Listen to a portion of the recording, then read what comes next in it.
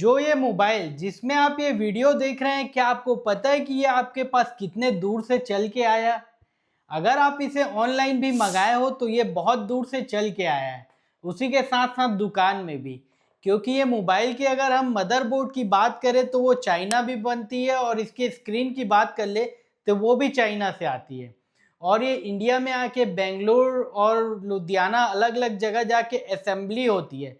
उसके बाद ये अलग अलग डिस्ट्रीब्यूटर के पास जाती है, ऑनलाइन इसे बेचा जाए तो ये डायरेक्ट आपके घर पहुंचती है। तो यहाँ पर जब आपको ये चीज़ें डिलीवर होती है तो कई प्रकार के स्टेक होल्डर आ जाते हैं, जिसको कहते हैं हम डिलीवरी पार्टनर। और ऐसे ही यहाँ पर कई कई सारी बड़ी बड़ी डिलीवरी वाली कंपनी रहती है, जो कि आपके लिए इतना आसान बनाती है कि एक क्लिक से आपने मोबाइल ऑर्डर कर लिया और आपके पास आ गया। तो आज हम इस वीडियो में इसी एक बड़े लॉजिस्टिक कंपनी के बारे में बात करने वाले हैं। तो मेरा नाम है आकाश और आज हम बात करने वाले डिलीवरी के बारे में, जहां पर इस कंपनी के बिजनेस फंडामेंटल, टेक्निकल और कॉन कॉल के बारे में बात करेंगे और आखिर में इसे कंक्लूड करेंगे। लेकिन इससे पहले अगर आप हमारे इस चैनल में नए हैं तो कृपया करके इसे लाइक, सब्सक्राइब एंड शेयर कर ले। यहाँ पर हम इस वीडियो में डिस्क्लेमर देना चाहते हैं, ये वीडियो जो है हम एजुकेशनल पर्पस के लिए बना पा रहे हैं और यहाँ पर कोई भी बाइंग और सेलिंग से रिकमेंडेशन नहीं है। अगर आपको इस पर्टिकुलर स्टॉक में बाइंग और सेलिंग करना हो तो आप अपने फाइनेंशियल एडवाइजर या फाइनेंशियल कंसल्टेंट से बात करके कर सकते हैं, क्योंकि आपके पैसे की जिम्मेदारी आपसे बढ़िया और कोई नहीं समझे। डिलीवरी की बात कर ले तो एक प्रकार से third party integrated logistic supply chain company, जो कि लॉजिस्टिक सेक्टर में काम करती है। इसके फाउंडर है साहिल बरुआ, मोहित टंडन, भावेश मिगलानी, सूरज सहारन और कपिल भारती। साहिल बरुआ और मोहित टंडन की बात करें तो ये इससे पहले बेन एंड कंपनी में काम कर रहे थे, जो कि एक प्रकार से स्ट्रेटेजिक मैनेजमेंट कंसल्टिंग कंपनी है। और वहां पर इन्होंने लॉजिस्टिक सेक्टर में इंडिया के रिसर्च किया, जिससे कि उन्हें इस सेक्टर की अपॉर्चुनिटी पता लगी और फुल फ्लेजेड वो कूद गए इसमें। इसके बाद उन्होंने डिलीवरी को सबसे पहले बनाया और उसका नाम था SSN लॉजिस्टिक कंपनी, जो कि एक प्रकार से हाइपर लोकल लॉजिस्टिक कंपनी की तरह काम करी थी। लेकिन उसी समय जो है ई कॉमर्स का भी ट्रेंड था और ये साल था 2011 का, जहां पर से ई कॉमर्स का ट्रेंड जो है धीरे धीरे बढ़ता जा रहा था। तो इस पर्टिकुलर कंपनी जो कि हाइपर लोकल मार्केट में काम कर रही थी, उसको पहली बार e commerce company Urban Touch ने जो है पहला कॉन्ट्रैक्ट दिया। इस चीज के बाद इस कंपनी के प्रोमोटर ने हाइपर लोकल से शिफ्ट करके लॉजिस्टिक में पूरा का पूरा जो है अपना फोकस कर लिया, और कंपनी जो है पर्टिकुलर हाइपर लोकल फॉर्मेट से मूव करके पैन इंडिया लॉजिस्टिक में मूव कर ली। उसके बाद जैसे जैसे ई कॉमर्स का ट्रेंड बढ़ता गया, उसी के साथ साथ ये कंपनी भी बढ़ती गई पर्टिकुलर ई कॉमर्स के साथ। जब ये सारी चीजें चल रही थी तो ग्लोबल इन्वेस्टर जो इस पर्टिकुलर सेक्टर में इन्वेस्ट करने की कोशिश कर रहे थे, जहां पर कि इस पर्टिकुलर कंपनी में निवेश किया गया बड़े बड़े दिग्गजों द्वारा, जैसे कि सॉफ्ट बैंक के फिडेलिटी द्वारा, जो कि इसके एक प्रकार से अर्ली निवेशक भी थे। आईपीओ तक आते आते इस पर्टिकुलर कंपनी का वैल्यूएशन जो है लगभग $3 बिलियन के आसपास हो गया था। साहिल बरुआ की बात कर ले, जो कि इसके एक फाउंडर है और इसके सीईओ और एमडी हैं, उसके इंटरव्यू में हमें कुछ इंसाइट्स पता चला। जैसे कि साहिल बरुआ साहब जो इस पर्टिकुलर कंपनी को as a platform logistic company बना रहे हैं, जहां पर कि टेक्नोलॉजी का फुल इन्वॉल्वमेंट कर रहे हैं, जिसके कारण कि ये टेक्नोलॉजी कंपनी बनते जा रही है। यहाँ पर बाकी सारी चीजें जो है एसेट लाइट रखी जा रही है। इसके साथ साथ ये कंपनी जो है हर एंगल से डाटा निकालने का काम कर रही है अपने हर चीजों में, और बार कोड को लगा रही, जिसके कारण कि कई सारे जो है डाटा इकट्ठा हो जा रहे हैं। उस डाटा को जो है बहुत अच्छी तरीके से प्रेजेंट करने का काम और अपने लोगों को कस्टमर सर्विस प्रोवाइड करने का काम ये कंपनी कर रही है। यहाँ पर इन फाउंडर के इंटरव्यू में ये भी पता चला कि ये कंपनी जो है हाईली डाटा ड्रिवन है, जिसके कारण कि ये एपीआई भी ऑफर करती है सॉफ्टवेयर डेवलपर को जो करना चाहे उसके लिए। और उसी के साथ साथ ये कंपनी जो है डाटा का बहुत अच्छे तरीके से इस्तेमाल करती है और लोगों को सप्लाई चेन सॉल्यूशन भी प्रोवाइड करने का काम करती है। कंपनी जो है बिजनेस टू बिजनेस और बिजनेस टू कंज्यूमर दोनों सेगमेंट में भी ऑपरेट करने का काम करती है। यहाँ पर इस कंपनी के बिजनेस के बारे में हम बात करें तो इस कंपनी का काम जो है मेनली लॉजिस्टिक का है, लेकिन उस लॉजिस्टिक को भी अलग अलग तरीके से डिवाइड कर दिया गया है। जैसे कि एक स्पीड टाइम डिलीवरी वाली लॉजिस्टिक, जहां पर कि टाइम क्रिटिकल होता है और उसी से सबसे ज्यादा इस कंपनी का रिवेन्यू आता है, जिसको कि हम आगे बात करेंगे। इसके साथ साथ पीटीएल लॉजिस्टिक प्रकार का कैटेगरी होता है, जहां पर कि आप ट्रक को इस्तेमाल करते हैं तो कभी कभार 75% जो लॉजिस्टिक है वो आपका रहता है, बाकी 25% किसी और का। तो ये सर्विस प्रोवाइड करते हैं और इसी के साथ साथ फुल ट्रकिंग का। और ये सब जब पूरा हो जाए तो सप्लाई चेन मैनेजमेंट का भी सॉल्यूशन ये प्रोवाइड करती है कंपनी। तो यहाँ पर से इस कंपनी के मोटे मोटे जो बिजनेस रिवेन्यू आते हैं। ये कंपनी जो है हाल फिलहाल के समय में बहुत तेजी से ग्रो हो रही है, क्योंकि जो लॉजिस्टिक सप्लाई चेन कंपनी वो अनऑर्गेनाइज से धीरे धीरे करके मार्केट शिफ्ट होते जा रहा है और ये इतनी एफिशिएंसी जो है प्रोवाइड कर रही है जिसके कारण कि इसके कॉस्ट पर यूनिट गिर जा रहे हैं। तो ये कंपनी जो है मार्केट शेयर धीरे धीरे करके बहुत ज़्यादा गेन करती जा रही है। इसी के साथ साथ जब ये सारी चीज़ें हो रही है तो ये मैसिव तरीके से एम्प्लॉयमेंट भी प्रोवाइड कर रही है। इस कंपनी के एनुअल रिपोर्ट में ये बताया गया कि ये कंपनी जो डायरेक्टली और इनडायरेक्टली लगभग 1 लाख लोगों को जो है जॉब दे रही है। इसके साथ साथ ये कंपनी जो परमानेंट रोल पे हायरिंग भी कर रही है, जिसके बारे में आप लिंक पे जाके देख सकते हैं अगर आप फ्रेशर हो और जॉब खोज रहे हो तो चलिए अब हम यहाँ पर इस कंपनी के टेक्निकल एनालिसिस की बात कर लेते हैं। तो जैसा कि आप लोग देख पा रहे होंगे चार्ट्स में, इसका शेयर प्राइस जो अगर आईपीओ के टाइम को छोड़ दे तो ऑल टाइम हाई रेजिस्टेंस के आसपास खड़ा हुआ है, जिसको कि हमने प्रीवियस रेजिस्टेंस से भी डिनोट किया है उसके आसपास। लेकिन अगर प्राइस की तेजी देखें तो नीचे से एक तरीके से जो है सीढ़ी की तरह बहुत स्पीड से ऊपर गया। इसके साथ साथ आप अगर वॉल्यूम को देखें, जिसको कि हमने हाईलाइट किया ग्रीन बार से, तो वहां पर भी बहुत ज्यादा एक्यूमुलेशन दिख रहे हैं और बड़े बड़े पॉजिटिव वॉल्यूम दिख रहे हैं। प्राइस की बात करें हम तो ये प्राइस जो है 20 पीरियड मूविंग एवरेज के ऊपर है, जो कि इसे मोमेंटम में बता रहा है। इसी के साथ साथ आप अगर आरएसआई को देखें तो वो भी अपने 20 पीरियड के ऊपर है और ये जो अपने हाइपर बुलिश मोमेंटम में टेरिटरी में चलने की कोशिश कर, जो कि लगभग आरएसआई का लेवल 77 के पास है। यानी कि ये बताने की कोशिश कर रहे हैं कि ये शेयर जो है बहुत तेज है करके।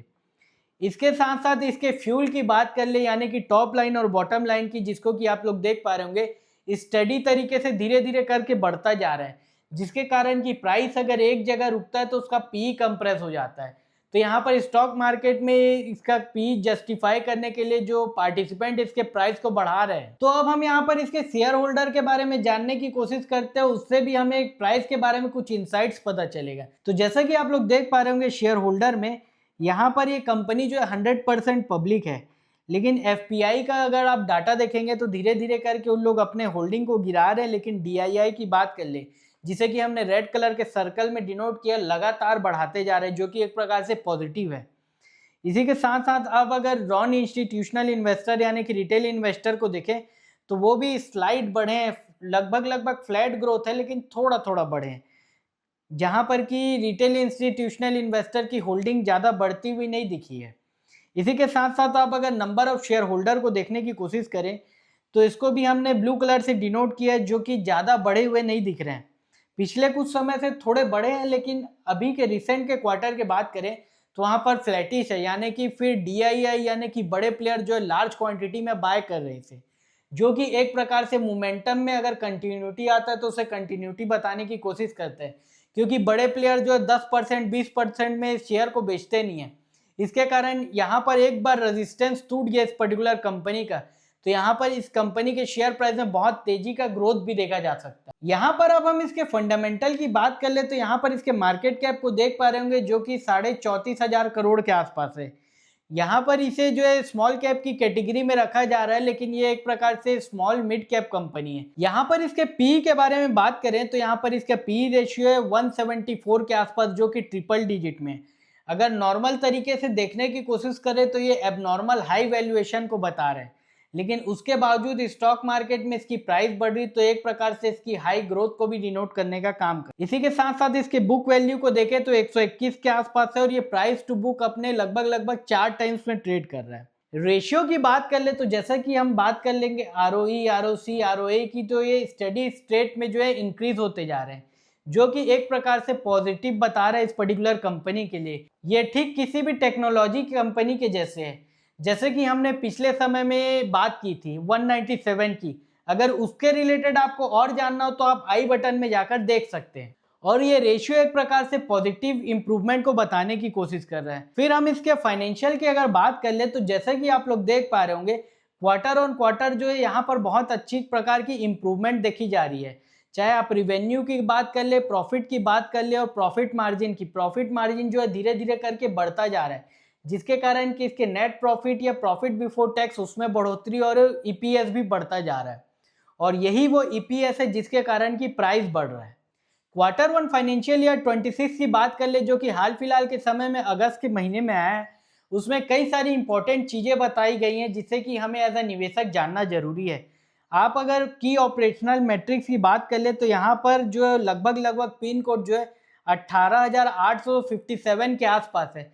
अगर टोटल पिन कोड की बात करें इंडिया में, तो कुछ डाटा के एस्टिमेट के अकॉर्डिंग इंडिया में लगभग 19,101 पिन कोड है, जहां पर कि लगभग 250 के आसपास पिन कोड जो है बचे हुए इस पर्टिकुलर कंपनी द्वारा कैप्चर करने के लिए। इसी के साथ साथ आप लोग एक और मैट्रिक्स देख पा रहे होंगे, ये कंपनी जो है लगभग 220 कंट्री को अपना सेवा दे रही है। नंबर ऑफ एक्टिव क्लाइंट की बात कर ले तो वो भी बढ़ते जा रहे हैं, गेटवे भी बढ़ते जा रहे हैं, तो इसी प्रकार से चीजें बढ़ती जा रही है। लेकिन टीम साइज की बात कर ले तो थोड़ी कम हुई इस बार। फाइनेंशियल परफॉर्मेंस के बारे में बात करें इस क्वार्टर की, तो जैसा कि आप लोग देख पा रहे होंगे यहाँ पर ईयर और ईयर जो है 6% का ग्रोथ है, और क्वार्टर 5% का। जहां पर कि इसकी जो एक्सप्रेस पार्सल, जिसके बारे में हमने बिजनेस वर्टिकल में बात किया था, जो कि टाइम कॉन्शियस रहता है और फास्ट डिलीवरी मांगता है, उसका सेगमेंट जो है बहुत बढ़ रहा है। और इस सेगमेंट से कंपनी 100 रुपये कमाती तो 61 रुपीज़ यहीं से आता है इस क्वार्टर में। फिर हम पीटीएल की बात कर ले, यानी कि पार्ट लॉजिस्टिक की। अगर आप ट्रक फुल बुक करते हैं तो उसमें अगर आप 75% आपका माल रहता है तो इसको डिनोट करता है, तो उससे ये कंपनी लगभग 22 रुपये कमाने का काम करती है। इसके साथ साथ क्रॉस बॉर्डर और एससीएस यानी कि सप्लाई चेन सर्विसेज बेच के काम करती है। रिवेन्यू की बात कर ले तो उसके जो मेन इंपॉर्टेंट वर्टिकल है, जैसे कि एक्सप्रेस डिलीवरी वाले और पीटीएल वाले, तो यहाँ पर देख पा रहे होंगे आप, एक्सप्रेस पार्सल के रिवेन्यू में जो है 19% का ईयर ऑन ईयर ग्रोथ हो रहा है, और क्वार्टर ऑन क्वार्टर जो है 12% का ग्रोथ हो रहा है। इसी के साथ साथ पीटीएल की बात कर ले तो वहां पर के रिवेन्यू में भी ईयर ऑन ईयर 17% का ग्रोथ हो रहा है, और पीटीएल के फ्रेट टनेज की बात कर ले तो यहाँ पर भी 15% जो है ग्रोथ हो रही है। लेकिन यहाँ पर क्वार्टर ऑन क्वार्टर थोड़ा डी ग्रो हो रहा है। तो ये एक प्रकार से इस कंपनी का मोटा मोटा जो मेन वर्टिकल है वहां पर अच्छी ग्रोथ बता रहा है। एक और इम्पॉर्टेंट मैट्रिक्स की हम बात कर ले तो यहाँ पर सर्विस के हिसाब से प्रॉफिटेबिलिटी को भी बताया। यहाँ पर इस क्वार्टर यानी कि क्वार्टर वन फाइनेंशियल ईयर 26 से डाटा को देख पा रहे होंगे, जो कि डॉटेड लाइन से डिनोटेड है, वहां पर मार्जिन जो है सभी चीजों में बढ़ी है। इसके साथ साथ प्रॉफिट आफ्टर टैक्स के बारे में बात कर ले तो जैसे कि आप लोग देख पा रहे होंगे, फाइनेंशियल ईयर 24 में कंपनी लगभग नेट लॉस में थी। उसके बाद फाइनेंशियल ईयर 25 में बात कर ले तो पहले क्वार्टर में अच्छी ग्रोथ थी, उसके बाद सीढ़ी की तरह धीरे धीरे करके यहाँ पर ग्रोथ दिखी, जिसके कारण कि फाइनेंशियल ईयर 25 जो है प्रॉफिट में आ गया। और फाइनेंशियल ईयर 26 में पहले क्वार्टर की बात कर ले तो पिछले क्वार्टर फाइनेंशियल ईयर 24 के लास्ट से वहां पर बहुत स्लाइड ग्रोथ दिखी है, जिसके कारण कि आने वाले समय में फाइनेंशियल ईयर 26 में जबरदस्त ग्रोथ हो सकती है। इसीलिए ये सारी इंफॉर्मेशन को देखते हुए इस कंपनी के शेयर प्राइस ने अलग ही ट्रैजेक्टरी ले ली है। यहाँ पर हमने बात कर ली क्वार्टर वन फाइनेंशियल ईयर 26 के लेटेस्ट रिपोर्ट की, जो कि एक प्रकार से इस कंपनी के फाइनेंशियल के बारे में अच्छी बातें बता रहा है, जहां पर कि इसके टॉप सेगमेंट है वहां पर ग्रोथ दिख रही है, जिसके कारण कि इसकी ओवरऑल जो है ग्रोथ हो रही है। तो आखिर में अब हम बात कर लेते हैं कौन कॉल की कि कंपनी के मैनेजमेंट ने आगे के लिए क्या बताया करके। फाइनेंशियल परफॉर्मेंस की बात कर ले तो जैसे कि हमने पीपीटी में डिस्कस कर लिया, उसके बारे में मैनेजमेंट ने बताया कि आने वाले समय में यहाँ पर लगभग डबल डिजिट का ग्रोथ होने वाला है करके। इसके साथ साथ मैनेजमेंट ने यह भी बताया कि इंडस्ट्री में कंसोलिडेशन चल रहा है, जिसके कारण ई कॉम एक्सप्रेस यानी कि अमेजोन की एक डिलीवरी कंपनी आती थी, उसको इसने एक्वायर किया, जिसके कारण कि इस कंपनी के पास आने वाले समय में धीरे धीरे करके वॉल्यूम बढ़ेगा। और इसी के साथ साथ ये भी बताया कंपनी ने कि उस कंपनी को इंटीग्रेट करने के लिए लगभग 300 करोड़ का पैसा भी लग गया है। इसके साथ साथ कंपनी ने कुछ स्ट्रेटेजिक न्यू वर्टिकल के बारे में बात बताया। यहाँ पर डिलीवरी ने एक स्ट्रेटेजिक वर्टिकल लॉन्च किया, जहाँ पर कि रैपिड डिलीवरी के बारे में काम किया जा रहा है।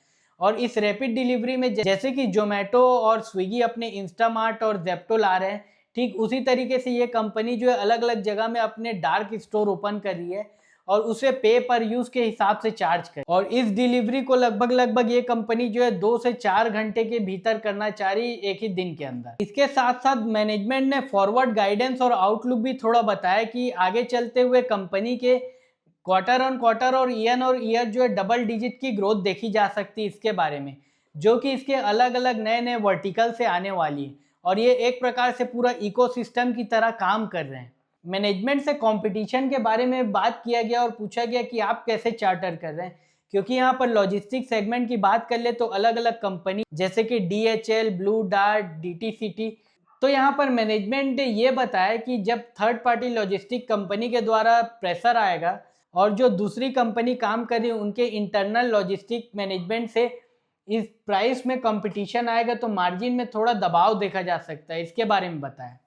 इसी के साथ साथ जो है कई प्रकार की रिस्क बताए, जैसे कि integration risk, volatility risk, seasonal में फ्लक्चुएशन जिसके कारण लॉजिस्टिक सप्लाई चेन में दिक्कत आ जाती है, इसके बारे में। तो चलिए अब हम यहाँ पर इसे कंक्लूड कर लेते हैं। तो यहाँ पर आज हमने बात किया डिलीवरी कंपनी के बारे में और उसके बिजनेस मॉडल के बारे में। इसके साथ साथ हमने इसके टेक्निकल के बारे में बात किया जो कि एक प्रकार से पॉजिटिव लग रहा है, और इसी के साथ हमने फंडामेंटल के बारे में बात किया जहां पर कि हमने रेशियो को बदलते हुए बताया जो कि इंप्रूव हो रहा है, और फाइनेंशियल के बारे में बताया जो कि पॉजिटिव लगते जा रहे हैं, और आखिर में हमने मैनेजमेंट की कमेंट्री भी बताई जो कि कॉन कॉल में हुई, जो कि ओवरऑल बात करें तो यहाँ पर इस कंपनी के बारे में पॉजिटिव बताई जा रही। तो ऐसी ही और एक्साइटिंग जानकारी जानने के लिए आप हमारे इस चैनल को लाइक, सब्सक्राइब एंड शेयर करें। धन्यवाद।